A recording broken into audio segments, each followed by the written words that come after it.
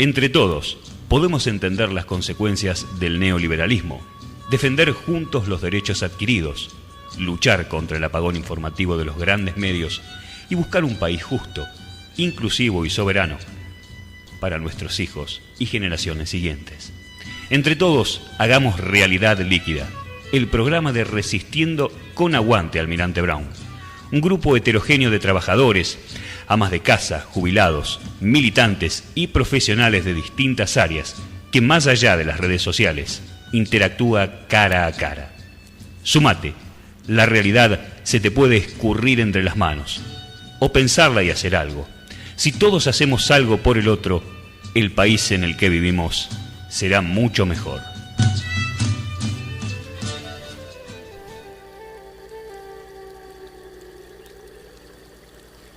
Muy buenas tardes, aquí estamos comenzando nuestro programa número 64 y hoy nos acompañan Osmar, Mari, Jackie y tenemos un invitado de lujo, el doctor Juan Carlos Latrichano. ¿Cómo están todos? Buenas tardes. Bien. El lujo corre por tu cuenta. Para nosotros es un lujo. Vas a tener que demostrar. Sí. Vamos a tratar de tirar buenas preguntas, digamos, para que se luzca el invitado. Bueno, estamos empezando, decía, este programa número 64 y vamos a dar nuestras vías de comunicación. Vamos a tratar de ir rápido para aprovechar el tiempo y charlar de lo importante.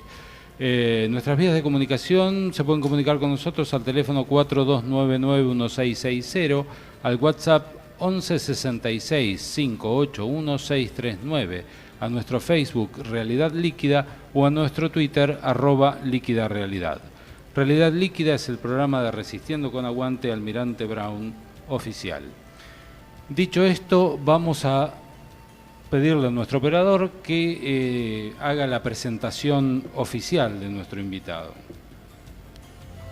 Hoy nos visita el doctor Juan Carlos Latrichano, contador público, Universidad de Buenos Aires, doctorado en Ciencias Económicas, Universidad de La Matanza, ex vicedecano de la Facultad de Ciencias Económicas de la Universidad de Lomas de Zamora, profesor de Macroeconomía de la Facultad de Ciencias Económicas de Lomas de Zamora, autor de los libros La economía al servicio del hombre, Macroeconomía heterodoxa e Historia económica argentina de 1810 a 2012.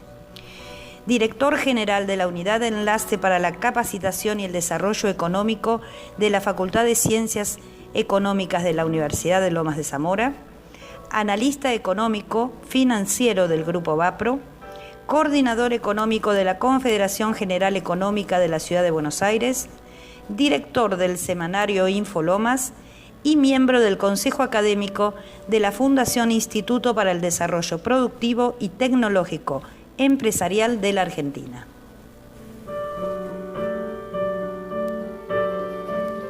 Bueno, hecha la presentación formal, espero que no nos hayamos comido nada. No, sí, está todo bien. Bueno, fue muy necesario desarrollar este libro, Macroeconomía heterodoxa, o la heterodoxia, ¿cómo es el título? Macroeconomía heterodoxa. Macroeconomía heterodoxa. Sí, porque en general la epidemia que nos cruza a lo largo y a lo ancho de la patria está impregnada de ortodoxia, ¿no? Inclusive, bueno, ellos tienen los medios masivos de comunicación y viven lavando la cabeza de nuestros compañeros y un poco, bueno, mostrando por todos lados que la ortodoxia es lo más. Y en realidad la ortodoxia no solo fracasó en 1929, cuando se agotó y tuvimos que... Crisis de 30. Haremos, dijo el mosquito, ¿no? Yo me declaro siempre keynesiano y bueno, tuvimos que salir a la luz a enfrentar un parate económico agudo y prácticamente después en los 90, a nivel mundial, se pensó que estaba la ideología única, el mundo unipolar, se creyeron que la desregulación era todo lo bueno que le podía suceder al mundo. Que el mercado iba a curar todo. El mercado era el Dios, ¿no? Venía Dios y ahí nomás el mercado, y a veces el mercado estaba por arriba de Dios. hasta que impensadamente, y pensadamente para nosotros, apareció el 2008, ¿no? Que es un dato poco por ahí estudiado. Afortunadamente yo me ocupé de estudiarlo a fondo, 2008. Y todos los gurúes internacionales y nacionales sostenían que la crisis de 2008 iba a ser superior en magnitud, en intensidad y en alcance a la crisis de 1929. A mí me tocó debatir en el Consejo Profesional de Ciencia Económica de la Ciudad de Buenos Aires, frente a que algunos decían, bueno, hay que pensar en algo, ¿quién podrá salvarnos, no? Claro. Y yo no dije el Chapulín Colorado, yo dije John Maynard Keynes. Bien. Bueno, se me rieron, me dijeron, estás levantando un muerto. Dije, ¿quién no? Sí, ¿Quién no es esclavo de un muerto, no? Y claramente la aplicación keynesiana mostró una vez más su capacidad resolutiva y prácticamente la crisis no tuvo el alcance en 1929. Recordemos que en 1929 se extendió por muchos años la crisis, con un desempleo feroz, y prácticamente sobre fines de 2008 ya estaba medio corregida, por lo menos en Estados Unidos, ¿no?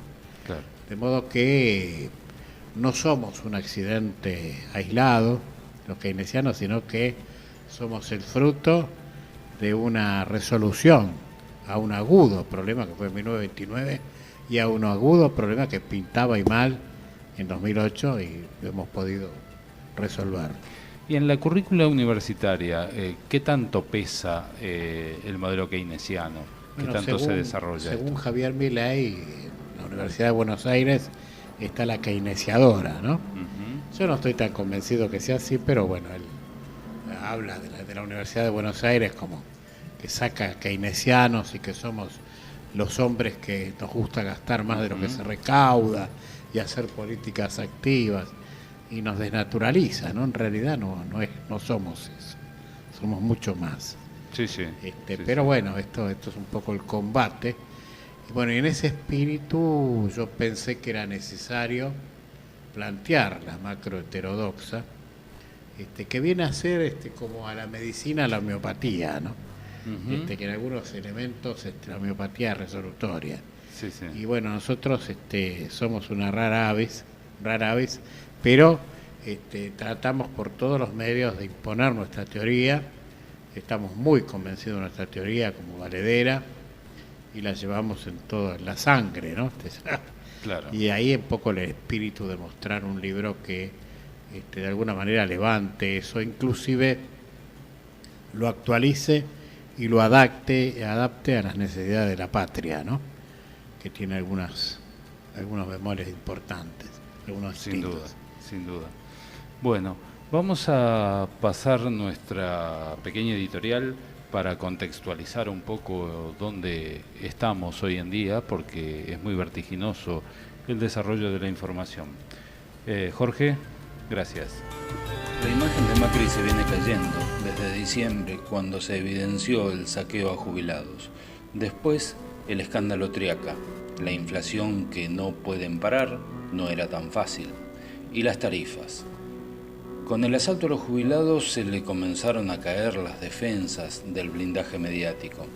Entonces cambia el discurso, micrófonos y cámaras cambian de foco, vuelve la inseguridad al centro de la escena y una necesaria política de mano dura ocupa los medios. Durán Barba habla de pena de muerte y Bullrich habla de actos de servicio para justificar cualquier acción de las fuerzas de seguridad. El cambio de doctrina, más las fuerzas de despliegue rápido de las Fuerzas Armadas y una base de Estados Unidos en Misiones. Esto último con el pretexto de el terrorismo internacional y el narcotráfico. La peor parte de este discurso es cuando nos dicen que la mano dura es un pedido de la gente, comillas, muchas comillas, y me pregunto, ¿quiénes? ¿Qué porcentaje de la gente, entre comillas, pide mano dura? Y sigo preguntando, ¿quién quiere vivir en un país con pena de muerte? Mientras quieren correr el eje de la discusión, se prepara una gran movilización en protesta contra el modelo neoliberal que se impone. encabezada por una mezcla de intereses, pero como en la guerra, hay alianzas circunstanciales, válidas en función de objetivos, y necesidad de dar una batalla fuerte para frenar el saqueo. Porque como oposición tenemos que imponer agenda con los temas económicos sociales, porque ahí está la verdad, en el día a día de la gente, en mayúsculas y sin comillas. Es tan necesario que todos los sindicatos se pongan los pantalones largos y defiendan los intereses de sus representados. Basta de traiciones y de tibiezas cómplices. De igual manera, en la conformación de la oposición ya hubo muchos bocios y pichetos, como ejemplos de lo deleznable e irrecuperable por su miseria. Y digo miserables como lo más vil y malintencionado en política, que es la traición al voto popular, al igual que la mentira de quien promete blanco y tiñe el futuro de color negro, vaciando la democracia de contenido. ¿Cuánto te dijeron no habrá ajuste a jubilados? Y por todo esto es necesario que sindicatos y oposición recuperen la vertical y se pongan a la altura de las circunstancias, en defensa de sus grandes mayorías representadas. Y nosotros, desde nuestro humilde lugar, sin permitir que nos desvíen el foco, con una agenda clara, continuamos con los temas centrales de interés popular. Así como la semana pasada fue política y educación, hoy, cumpliendo con lo prometido y con la asistencia de un prestigioso profesional en la materia, para tratar que todos podamos entender un poquito más qué está haciendo el gobierno de Cambiemos con nuestra calidad de vida. Hoy hablaremos de política y economía.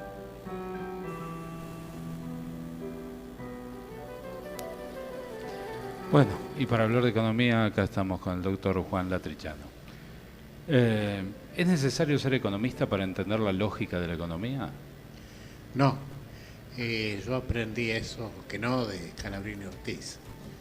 Calabrini decía, usted pregúntele a un economista si no entiende. Si le explica y usted no entiende, que tiene razón es usted. Porque hay dentro de la disciplina un estado de embriaguez, ¿no? Al punto que, fíjense ustedes, hablábamos recién el tema de los jubilados. Claro. Y hasta embriaguez e hipocresía, ¿no? Porque le sacan al jubilado un 10% ahora en marzo y dicen que es para beneficios jubilados. Claro. Realmente sí. La hipocresía es demasiado fuerte. Es muy alta. Sí, sí. Así que, y en todos los órdenes, ¿no? Porque estamos hablando también del tema, me corro un poquito la economía, pero hoy venía pensando, digo, ¿qué impacto le puede producir a un chico, un niño, ver caer una persona baleada por la espalda, ¿no? Y una segunda pregunta, ¿qué impacto la reiterada película del policía pegándole los tiros al joven, ¿no? Sí. Más allá del carácter delictivo del joven que cae, pero digo, ¿cuánto daño le estamos haciendo a esta sociedad? ¿Cuál es el valor de la vida? ¿Cuál es el valor de la vida? Y hasta el perdono al policía, porque digo, por ahí en una actitud alocada, mal entrenado, nervioso, pero que el presidente de la República lo considere un héroe nacional, cuando tiene todo el tiempo para reflexionar él, cuando tiene todo el tiempo para asesorarse, está hablando que no le importa nada de nada, sino tratar de captar de la manera que pueda las voluntades de aquellos esquizofrénicos que, asediados por la inseguridad, son capaces de cualquier cosa, ¿no? Cualquier locura. Sin duda, sin duda. Y lo más terrible, en mi opinión, es que al intervenir de esa manera, la máxima autoridad del país tiende a sistematizar esa forma de operación. Pero bueno, que es funcional a reprimir la protesta social, ¿no? En definitiva, el resumen es este. Sí. Este modelo cierra con palos, si no, no cierra. Y esa fuerza entrenada y con esa carta blanca para ejecutar va a reprimir tanto ya comienza a jugarse el miedo, ¿no? Que Sí, es aunque una de las digamos grandes apuestas. que es patrimonio el miedo de la dictadura, yo lo he podido detectar en este tiempo, ¿no? Claro. El miedo aparece. Y en esto de entender la economía, entender la lógica de la economía desde la simpleza del ciudadano común, juega mucho esto, los mensajes que daba el presidente al principio, por sobre todas las cosas, cuando decía que había que ser más productivo, que la Argentina tenía que ser más productiva y que para lograrlo empezaba a hablar de los feriados, por ejemplo. Empezaba a hablar de siempre el hombro del trabajador. No, pero además una falacia, ¿no? Porque hasta el año 76 había más feriados que ahora. Y el gobierno militar, tengamos presente, eliminó los carnavales. Pues siempre los militares le temen a los carnavales, pues atrás de un disfraz y un poco de alcohol, claro, aflora la verdad contra los gobiernos crueles. Eliminaron los carnavales, eliminaron tantísimos feriados, además de hablar el 20 de noviembre, el Día de la Soberanía, y varios feriados, el 12 de octubre, ¿no? Tengamos presente todo eso. Y sin embargo la producción bajó con los militares. Claro. Porque se abrió la economía, se abrió la importación, y a la larga el país se desindustrializó. De modo que es una falacia hablar de los feriados. En realidad lo que hay que hablar es una política económica. Hay que tener una idea de rumbo, ¿no? Y tratar de organizarse en función de eso. Yo quisiera agregar, porque me están escuchando, creo, algunos alumnos de Merlo. Soy profesor de la Universidad Nacional del Oeste también. Bien. Para que no se sientan mal. Nos faltó eso en el CV. Universidad del Oeste y de la Universidad de La Matanza, de los cuales las dos universidades junto con la de Lomas, que es mi casa, porque ahí nací como profesor y es mi segunda casa Lomas. Son 3 universidades públicas que me enorgullecen, las 3 por igual. Es muy bueno que haya universidades por todos lados. Sí, claro, por supuesto. Bien, nosotros hace 2 programas atrás empezamos a levantar los informes Klicksberg, dentro de los cuales uno estaba dedicado a economía. Y en la crítica que le hace al modelo ortodoxo el doctor Klicksberg, habla de este concepto, ¿no? de la productividad, y que la economía, por sobre todas las cosas, en ese mensaje viene empujada a perpetuarse por hacer crecer el Producto Bruto Interno. Es como que el gran objetivo es ese. Sí. Y en ningún momento habla de cómo se distribuye la riqueza que se genera. ¿Qué reflexión? Bueno, ellos nos han hablado insistentemente del efecto derrame. Correcto. Y en ese punto, si me permiten, voy a usar un referente, Néstor Kirchner. Sí, claro. Decía, hablan de que se llena el vaso y derrama, y antes que se llene se lo toman. Claro. ¿No? Entonces, claramente me parece que sí es. Y volvemos a la embriaguez. Es decir, realmente no hay efecto derrame. Lo muestra no solo la Argentina, sino el mundo, ¿no? Donde cada vez los que más tienen siguen acumulando y los que menos tienen cada vez menos. Y hablando de Klicksberg, que fue profesor mío, una cosa que me pegó mucho cuando me daba sus clases, Bernardo Klicksberg decía, hay gente que tiene en su casa cuadros, infinidad. Y el cuadro es un bien social, debería estar en un museo, decía, para que lo vea más gente.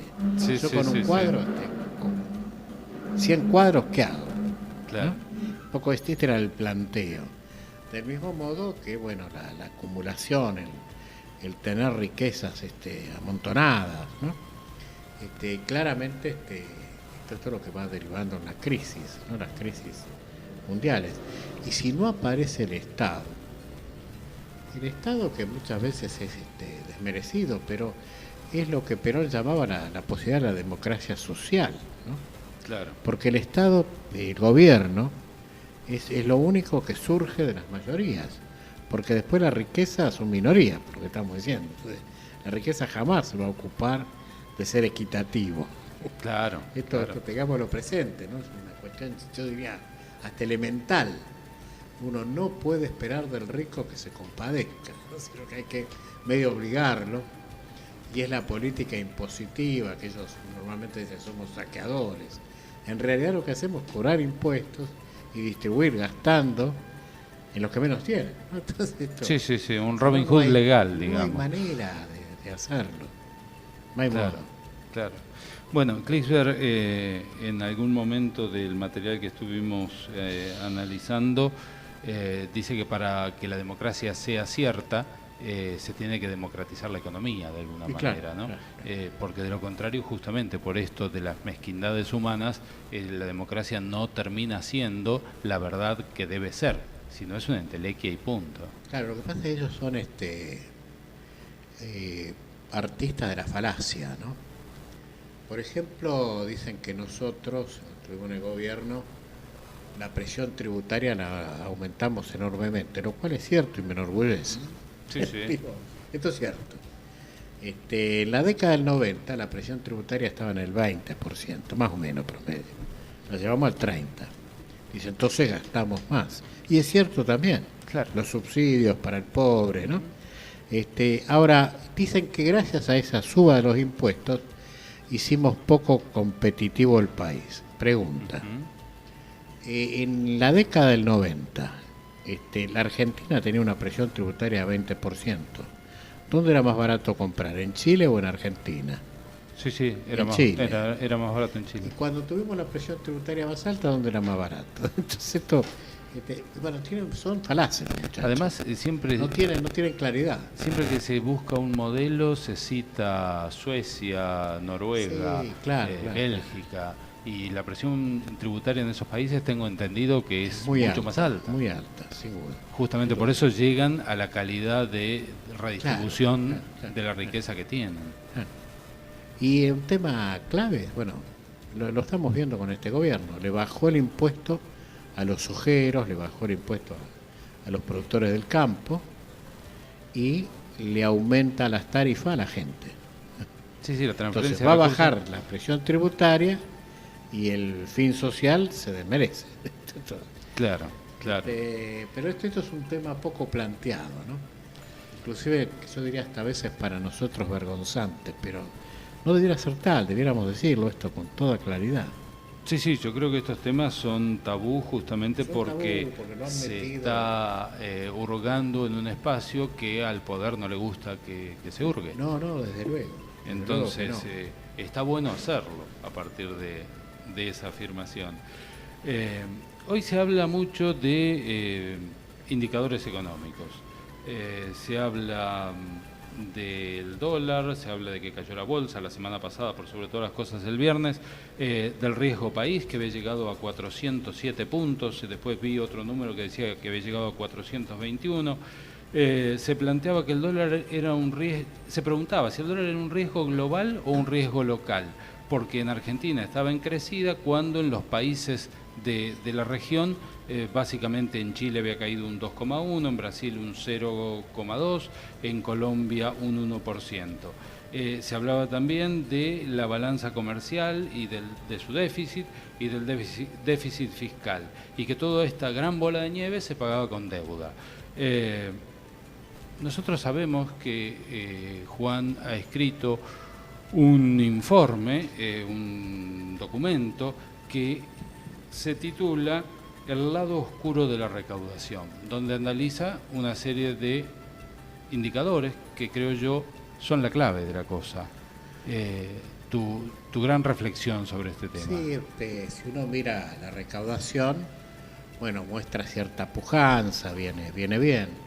Ahora, cuando escarba cómo se compone, es claro que lo que son impuestos de exportación vienen retrocediendo. Estoy hablando de datos de enero. Ya el año pasado la Argentina superó los 8.400 millones de dólares de déficit de la balanza. Esto es, para que se entienda, compramos más bienes del exterior que lo que vendimos. La diferencia, 8.400 millones de dólares. Parece fácil decirlo, pero es aberrante la suma, si se tiene en cuenta que este valor es el registro más alto de toda la historia de la patria. Sí. Ahora, entonces los fenómenos graves, uno nos mira en tendencia, dice, bueno, claro, tiende a bajar en la inflamación o tiende a subir, ¿no? Mi pronóstico es que va a subir, lamentablemente. ¿Por qué? Porque sigue la apertura. El dólar que lo quieren aumentar y no saben cómo hacerlo, porque este es un poco el tema. O saben y son criminales. Sí, Quizás esta es la hipótesis más certera. Suben el dólar y con el dólar suben los precios. Entonces, estamos como cuando vinimos de España, ¿no? Claro, no hay solución. Porque el dólar real está estancado. Sí, claramente el dólar dispara los precios, está pegándole al bolsillo de los trabajadores, de los pobres, ¿no? Sí. Es como que se van retroalimentando. Se ¿no? va retroalimentando, tal cual. Y los impuestos a la importación, decían, vienen pum para arriba, han subido casi un 60%, lo que me permite suponer, esto sumado a que tenemos una sequía enorme, tenemos, digamos, sequía e inundación, las dos cosas. Sí, ¿no? sí, sí. En algunas partes sobra agua y en otras partes... Claro, tal cual. Entonces se calcula que vamos a perder unos 5.000 millones. Con lo cual eso, más el comportamiento de enero, más lo que ya más o menos conocemos de qué puede pasar, decimos, es probable que la balanza 2018, lejos de mejorar, que mejorar es como decir, bueno, un enfermo que no respira, le doy con el respirador y respira. Claro, está con respirador artificial. Que funcione así. Ni ahí, para peor, está catatónico, ¿no? Esto es lo que estamos viendo, que no mejora, al contrario, agrava. Y esta gente, como decía por ahí Jaureche, no quieren curar al enfermo, lo quieren matar. Uh-huh. ¿No? Sí. Esto parece ser lo que está ahí como elemento, ¿no? No parecería que son prácticas de mala praxis, ¿no? Claramente. Perdón, una pregunta. Sí. Usted dice, parece que no quieren curar al enfermo, lo quieren matar. ¿A ellos en qué los perjudica o en qué los beneficia matar al enfermo? Cuando yo hablo de matar al enfermo, estoy hablando de endeudar al país. Sí. ¿No? Esto sería en términos exactos, quiero decir. Y hay dos proyectos en pugna. No, sí, eso está claro. El proyecto nacional, que aboga por el desendeudamiento, que lo aplicamos recientemente hasta 2015, con nuestros errores, con un montón de temas a corregir, pero que nos movía la idea de desendeudar. Ellos no. El proyecto de ellos es endeudarnos, porque en realidad no son argentinos. Tienen el DNI argentino, No, sí, eso pero está claro. se comportan peor que los extranjeros. Entonces, en realidad, son funcionales al Fondo Monetario Internacional, al proyecto internacional, y a ese proyecto le cierra perfectamente un país endeudado, como el nuestro, que es muy rico en agua, que es muy rico en alimentos, y este país de rodillas es funcional al proyecto internacional, ¿no? Por eso digo, ¿en qué les sirve matarnos? Y les sirve en esto. Nada más y nada menos. Es un plan Cóndor 2 en materia económica. En materia económica. Yo creo que sí, que es innegable. Es más, quizá a mí me pueden decir, bueno, sos kirchnerista, que no lo niego, lo soy. Sos peronista, no lo niego, lo soy. Sos nacional y popular, no lo niego, lo soy. Pero a veces tengo que ir al psicólogo, porque termino coincidiendo con Esper, que es liberal, Sí. termino coincidiendo con Broder, digo, algo me pasó, ¿no? Pero claro, hoy lo explicaba yo. Digo, cuando somos médicos y tenemos la tomografía o la radiografía y se ve la mancha pulmonar, que es un tumor, y es un tumor más allá de lo que pensemos. No es ideológico. No es ideológico. Claro. Hay un tumor.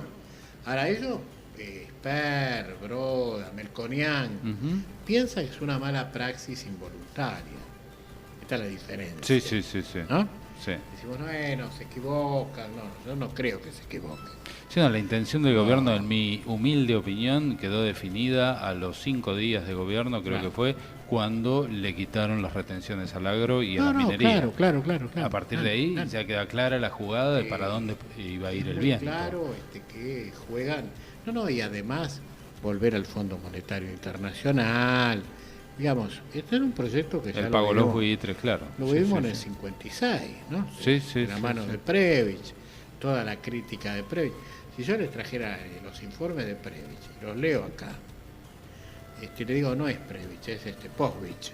Claro, lo escribió claro. ayer y me dicen, sí, es así. Sí, porque era todo el estado de situación del país, moneda sana o inflación incontrolable, escribió Previch. Sí. ¿Y qué están diciendo estos muchachos? Lo mismo. Y en lugar de solucionar el problema, lo agravaron. Esto es de loco. Perón se terminó su gestión con una inflación promedio del 19%. Que otro día con más tiempo lo explico. ¿Por qué? Era un cambio del paradigma mundial. Vinieron para corregir la inflación en el 72, el promedio le daba 30. Claro. Entonces digo, esto me habilita para decir que el hijo de querer curar la reforma quiere matar. Sí. Esta era mi sensación, ¿no? Y mi diferencia con los melconianos, Roda y los expertos. Sí, estando, en las antípodas hay puntos de convergencia. Con la mancha pulmonar. Claro. Bueno, estamos a mitad del programa y para amenizar un poco vamos a escuchar un tanguito que versa de la crisis del 30. No, donde, no, dice que al mundo le falta un tornillo.